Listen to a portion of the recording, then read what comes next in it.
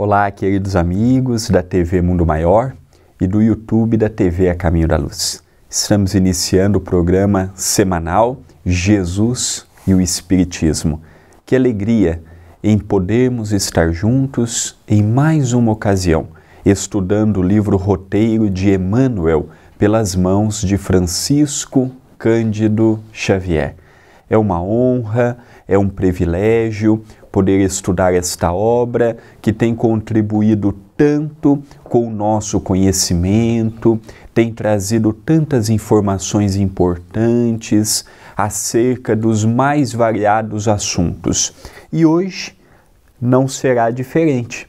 Veremos o início do capítulo 28, Sintonia. Lembrando que todos os capítulos nós dividimos em 2 programas para absorvermos melhor o conteúdo deixado por Emmanuel. Eu aproveito, quem está me acompanhando da TV Mundo Maior e desejar conhecer outros estudos da TV A Caminho da Luz, estamos pelo YouTube, youtube.com/TV A Caminho da Luz. Aproveite e se inscreva no canal. E eu também deixo aqui o nosso WhatsApp, 19 997 782794. Capítulo de hoje, 28, Sintonia. As bases de todos os serviços de intercâmbio entre os desencarnados e encarnados repousam na mente, não obstante as possibilidades de fenômenos naturais, no campo da matéria densa, levados a efeito por entidades menos evoluídas ou extremamente consagradas à caridade sacrificial. Sintonia. Da mesma forma que existe a sintonia fina, aquela sintonia que capta melhor as ondas, a mediunidade também é assim. Segundo Allan Kardec, todos nós somos médiuns, alguns com a mediunidade ostensiva e outros com a mediunidade quase imperceptível. Não vê, não ouve, não sentem, não tem aquele contato com o mundo espiritual, cada um conforme um grau de sintonia com o plano espiritual, uma faculdade mediúnica que traga em seu ser. Mas aqui ele está nos dizendo sobre a sintonia que nos liga, nós os encarnados, aos espíritos amigos. Este intercâmbio. Da mesma forma que aqui eu preciso de todas as ondas para que quando eu ligo o rádio ele funcione, é a mesma coisa com a mediunidade. Não adianta eu ter um médium e ter um espírito. Se não tiver a sintonia de um para com o outro, não haverá intercâmbio, não haverá conversa, não haverá troca de ideias, permutas de ideias. Ficaremos apenas um ao lado do outro. Aqui ele nos mostra também como é difícil sermos médiuns na crosta, pela nossa pequenez, pela nossa invigilância, pelas lutas que ainda trazemos conosco, pelas dificuldades do certo, do errado, de como nos comportarmos frente às dificuldades da vida, o modo que procuramos a mediunidade. Eu quero ser médium para ser conhecido, eu quero ser médium para ter livros publicados, eu quero ser médium para isto ou para aquilo, e poucos falam, eu quero ser médium, recebendo mensagens que em primeiro lugar me servirão, trazendo-me auxílio e esclarecimento. Essa sintonia, ela não se faz de um dia para o outro. Ela não se faz, eu acordei hoje e agora eu vou conectar aqui ao espírito A. Aí à tarde eu vou me conectar ao espírito B. É de mente para mente. Quando estudamos os centros de força que nós temos no nosso corpo perispirítico, ou como é conhecido no sânscrito, os chakras, nós percebemos que 7 são os principais. E nós temos o coronário, que é exatamente onde está a sede da consciência, a mente, como ele nos diz aqui, sendo elegido a parte mais nobre que nós temos. E André Luiz mais tarde vai desenvolver este pensamento quando nos fala no livro No Mundo Maior. Os hindus já diziam que é como se fosse um lótus de 1000 pétalas. Então é aqui que recebemos a parte mais espiritualizada de todo o nosso ser. No passado imaginávamos que o órgão mais importante era o coração, aquela válvula que trocava o sangue e o fluía para todo o nosso corpo. Espiritualmente falando, nós vemos no cérebro um aspecto especial para a nossa evolução, ao ponto de ser o único órgão que até o último dia da nossa vida continua criando e emitindo as suas sinapses. Todos os outros têm o seu retrocesso natural, o seu envelhecimento natural. O cérebro é o único que continua com o seu trabalho dia após dia. Continua o benfeitor. De qualquer modo, porém, é no mundo mental que se processa a gênese de todos os trabalhos da comunhão de espírito a espírito. A mente, para processar com regularidade, ela precisa ter uma qualidade, equilíbrio. E é o que mais se falta hoje dentre os encarnados. Alguns culparão a pandemia, outros o desemprego, outros a violência, outros a guerra. Não, o desequilíbrio é fruto nosso mesmo. O equilibrado, ele é equilibrado quando o mundo está bem e quando o mundo está com as suas dificuldades. Pandemia de séculos em séculos nós sempre tivemos. Sempre passamos por momentos difíceis, guerras, conflitos, invasões, mudança na monarquia. Não tivemos um século sem termos grandes conflitos que mexessem com o psicológico do homem e da mulher. O que estamos passando hoje não é mais grave ou menos grave do que passamos com a gripe espanhola. Não é mais grave ou menos grave com o que passamos na Primeira e na Segunda Grande Guerra Mundial, que nem 100 anos ainda tem a Segunda Guerra Mundial. Não é mais grave ou menos grave do que as incursões de Napoleão Bonaparte, querendo aumentar o seu domínio por toda a Europa. Então nós não podemos alegar, é a pandemia, porque é muito cômodo eu terceirizar o meu desequilíbrio para o outro, que mexeu com o psicológico de todo mundo. Todo grande abalo, ele mexe conosco, ele nos causa esta estranheza pelo que acontecerá no amanhã. Mas o equilíbrio depende de nós. Hoje é a pandemia. Estamos à beira, se não tomarmos cuidado, de uma terceira grande guerra mundial. Amanhã é uma guerra, amanhã é um conflito, é um governo que assume o Brasil e mostra outros caminhos para nós. Então nós estamos sempre acompanhados. O mundo de provas e expiações é um mundo acompanhado ainda pelas incertezas. Ainda é um mundo acompanhado pelas dificuldades. Quando a minha mente está desequilibrada, os espíritos que entrarão em sintonia com ela são da mesma ordem. André Luiz nos fala em suas obras de médiuns promissores, alguns já veteranos, que iam para a casa espírita e na casa espírita eram extraordinários médiuns, psicofonia, dialogação, sustentação, passe, isso, aquilo.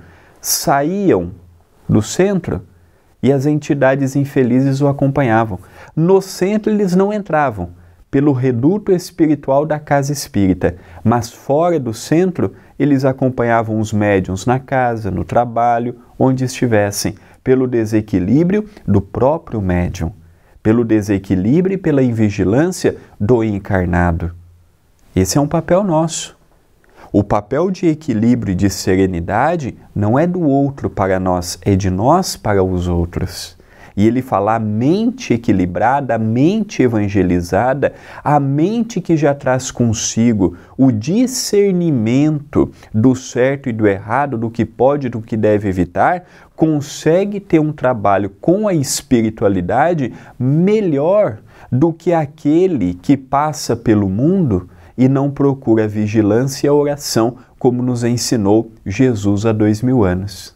Quando ele nos deixa vigiar e orar para não cair em tentação, e vem Paulo mais tarde e nos diz, tudo vos é lícito, mas nem tudo vos convém, estão nos mostrando que o livre-arbítrio não adianta simplesmente eu ter o livre-arbítrio, necessita que eu use corretamente, necessita que eu aplique no meu dia a dia, em forma de ação, em forma de postura, em forma de comportamento, em forma de proatividade pelo coletivo em que vivemos, em que eu vivo e posteriormente em que todos nós vivemos. Então a sintonia, eu posso estar ligado a várias frequências. Então quando eu estou bem-humorado, é uma frequência, uma sintonia.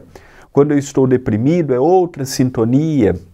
Quando eu estou melancólico, é outra sintonia. Quando eu estou em paz comigo e com os meus, é outra sintonia.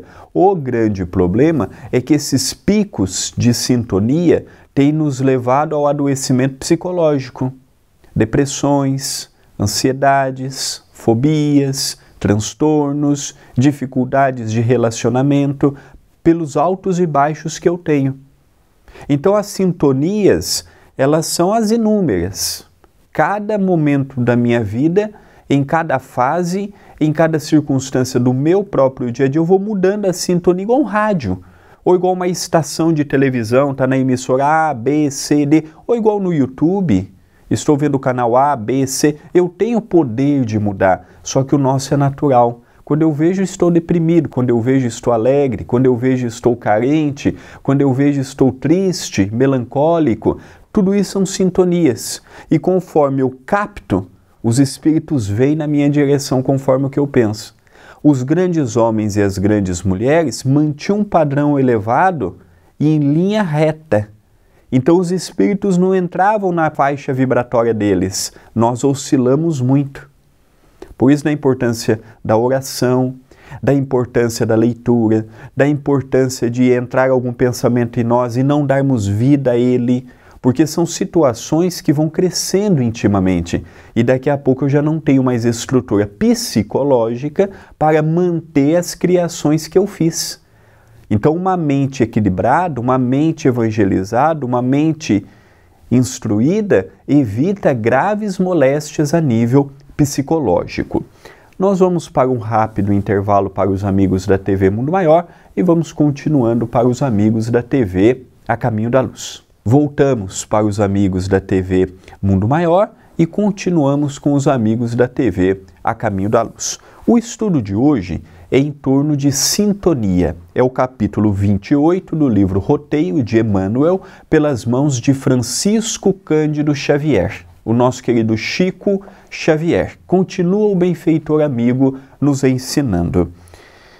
Daí procede a necessidade de renovação idealística, de estudo, de bondade operante e de fé ativa, se pretendemos conservar o contato com os espíritos da grande luz.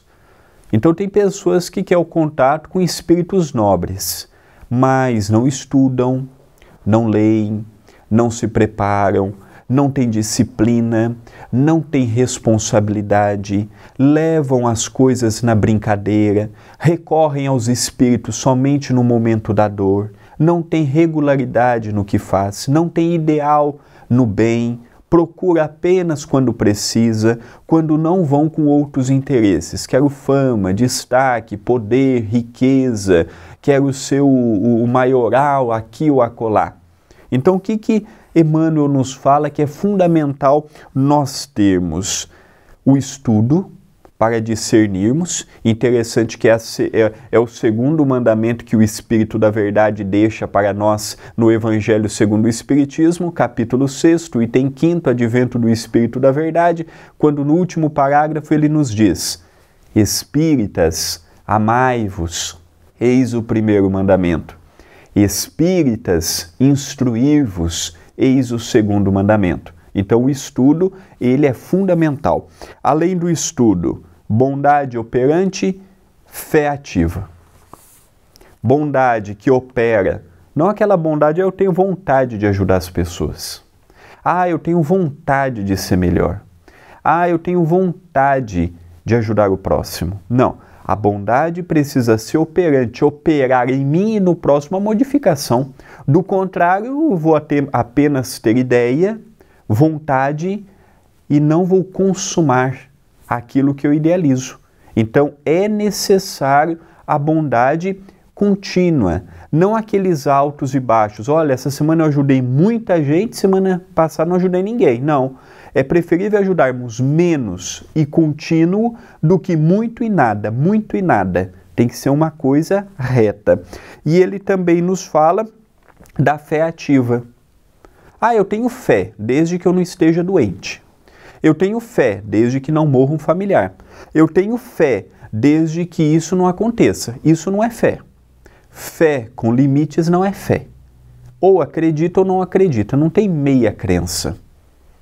Eu acredito pela metade na minha esposa. Eu acredito pela metade em Jesus. Eu acredito pela metade nos bons espíritos. Não, ou eu creio ou não creio. É simples.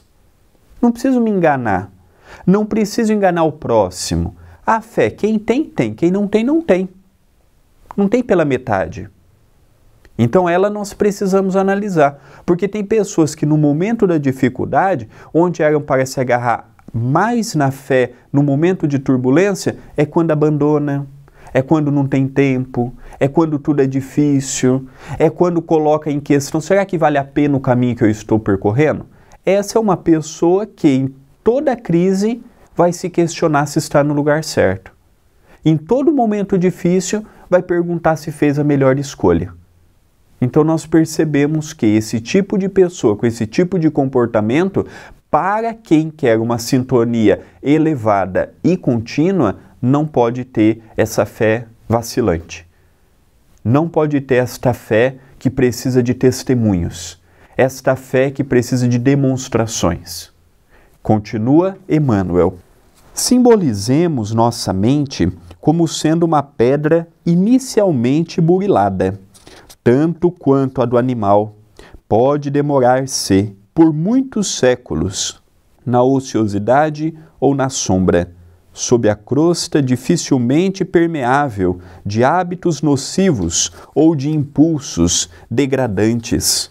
Mas, se a expomos ao sol da experiência, aceitando os atritos, as lições, os dilaceramentos, e as dificuldades do caminho por golpes abençoados do buril da vida, esforçando-nos por aperfeiçoar o conhecimento e melhorar o coração, tanto quanto a pedra burilada reflete a luz, certamente nos habilitamos a receber a influência dos grandes gênios da sabedoria e do amor. Gloriosos expoentes da imortalidade vitoriosa, convertendo-nos em valiosos instrumentos da obra assistencial do céu, em favor do reerguimento de nossos irmãos menos favorecidos e para a elevação de nós mesmos às regiões mais altas. Em momento algum, Emmanuel nos disse que era preciso ter riqueza, poder, ter um conhecimento intelectual acima da média, ou ser um gênio, ou não ter dificuldades em casa, ou não ter conflitos no trabalho, ou não ter dificuldades íntimas para poder manter essa sintonia com os bons espíritos.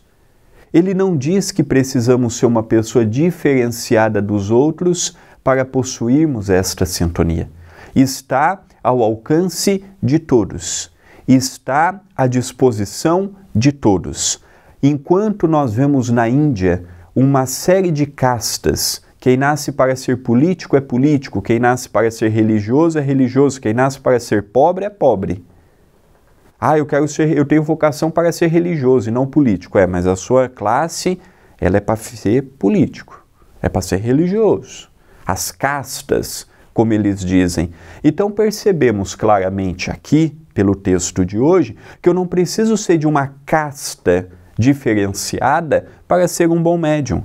Eu não preciso pertencer a um grupo selecionado para me dar o rol de destaque para poder ter esta atividade ou aquela outra. Tanto do simples quanto ao douto, todos têm condições para poder trabalhar com a mediunidade, elevar o pensamento, entrar em sintonia com os bons espíritos, exercer um mandato de amor aqui na Terra e receber o influxo dos grandes e bondosos espíritos que estão trabalhando anonimamente para fomentar o bem coletivo. O problema é quando entra o meu orgulho, o meu egoísmo, a minha vaidade, a minha ideia de predomínio, a minha ideia de eu sou maior, eu sou o melhor, eu sou o suprassumo, se eu não estiver no trabalho mediúnico não vai, eu sei das coisas, ninguém mais sabe, o conhecimento total está comigo, eu já sou médium há 30 anos, não preciso mais ler, não preciso mais estudar, não preciso mais nada, eu já sei de tudo. É aí que mora o grande problema. É aí que reside as grandes quedas de valorosos companheiros na senda da mediunidade. É quando não colocamos limites ao nosso próprio homem velho. E a determinados momentos imaginamos até ser maior do que a própria mensagem. Maior do que a própria instituição em que eu estou fazendo parte. Sendo que a pessoa que é maior do que a própria instituição já demonstra por si só que não compreendeu nada do Evangelho. O Chico foi maior do que os centros espíritas que ele passou, mas ele sempre diminuiu para que o centro e o espiritismo crescesse. Não permitia fazer propaganda dele, não permitia que o seu nome estivesse em destaque. Era sempre o espiritismo. E ele se colocava, eu sou aqueles burrinhos que carregam uma notícia, eu sou um pé de grama, eu sou uma gota de água do oceano. Eu sou um grão de areia no deserto. Sai um, entra outro. Eu não sou nada. Esse é o Chico falando. Aí nós vemos pessoas que não têm mediunidade é nada, não representam nada, achando ser tudo. Achando já ser o sol da humanidade. Então não, todos podem ter um trabalho, mas precisam de seriedade, convicção, trabalho árduo. A pessoa trabalha 1 ano, já quer colher os frutos. As pessoas trabalham 2 anos e já querem colher os aplausos. Leiamos o livro Paulo Estevão. Ele foi ficar 3 anos no deserto. Depois mais alguns anos acompanhando Barnabé, até que ele pudesse comentar o Evangelho. E nós já entramos numa casa espírita ou num templo espiritualista e já queremos logo que pelo nosso intermédio, pela nossa sintonia, já vem um Emmanuel, um André Luiz, um Humberto de Campos. Ninguém quer receber mensagem de Maria, de Armando, de Joaquim, de José. Ninguém quer receber mensagens de espíritos anônimos. E às vezes esses espíritos anônimos são grandes espíritos que assumem o anonimato para prevenir o médium da vaidade. Olha que ponto positivo. Há momentos em que esses espíritos, que para eles nome não serve para nada, eles não estão preocupados com o nome quando é um espírito elevado, estão preocupados em deixar uma mensagem e de repente assina com um pseudônimo, como temos no Evangelho. Boa parte das mensagens mediúnicas do Evangelho estão assinados Espírito Protetor, Espírito Familiar, Guia do Médium. Quem está por detrás dessas mensagens? Belíssimas. Será que ali não pode ter um Jesus? Não pode ter um apóstolo? Não pode ter um discípulo? Não pode ter um espírito elevadíssimo que nem conhecemos o seu nome? Por que nome é tão importante? Analisemos a mensagem e o nome é uma consequência da mensagem. Mas o mais importante é o espírito A, B ou C. É o que a mensagem nos trata, é o que a mensagem nos deixa. Queridos amigos, estamos caminhando para o término do programa Jesus e o Espiritismo, pela TV Mundo Maior e pelo YouTube da TV A Caminho da Luz.